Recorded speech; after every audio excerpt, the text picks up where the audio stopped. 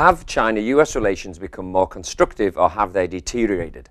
As the year comes to an end, the question haunts everyone who follows the interactions of the world's top two economies. In brief, China-US relations have maintained stable in 2015, but they're visibly complicated.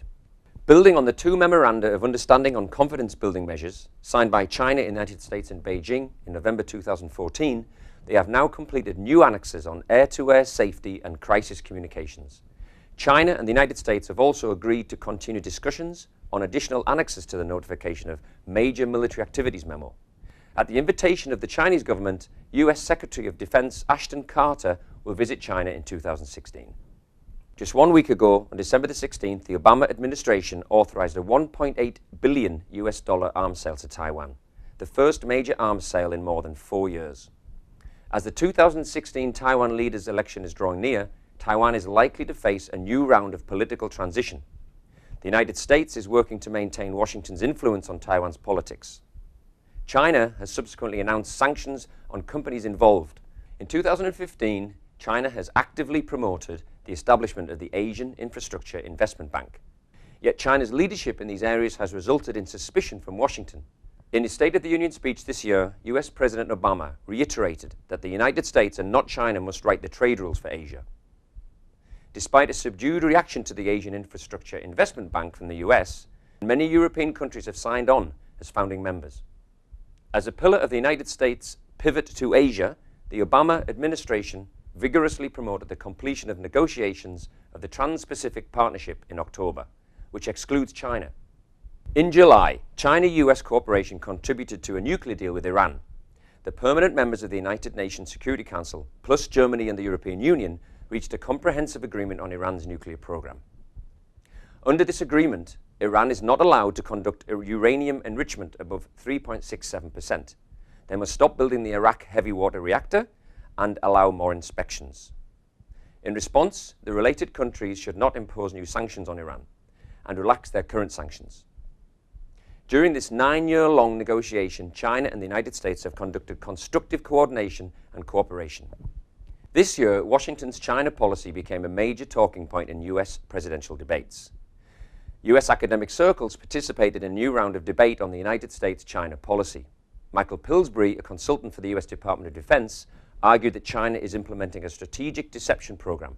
The China policy debate amongst academics coincides with the primary stage of the 2016 US presidential election, a time when China bashing can be used as a way to score easy political points against domestic audiences.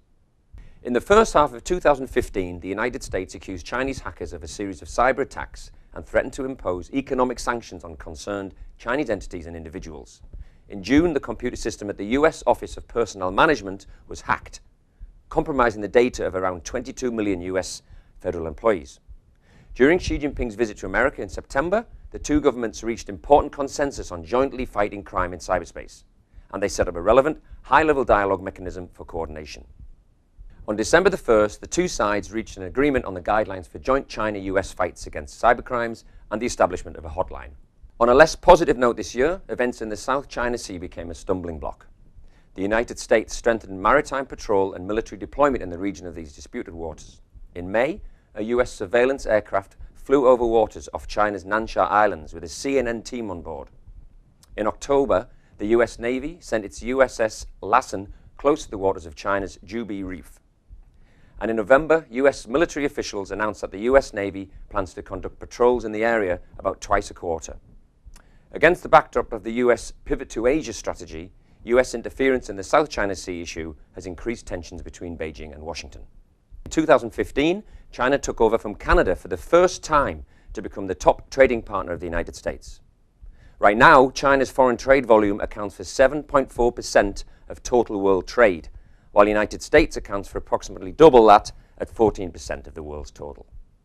China and the United States have contributed greatly to the growth of the world's economy, which will have a profound impact on China-US relations in the years to come. In June, during Xi Jinping's visit, the two countries issued a new joint statement, reiterating their important role and responsibility in coping with climate change as the globe's two largest emitters of greenhouse gases. The outcomes were hailed by both sides not as the end, but as the beginning of their joint efforts to accelerate green development and peak their emissions. In September, President Xi Jinping paid his first official visit to the United States since taking office.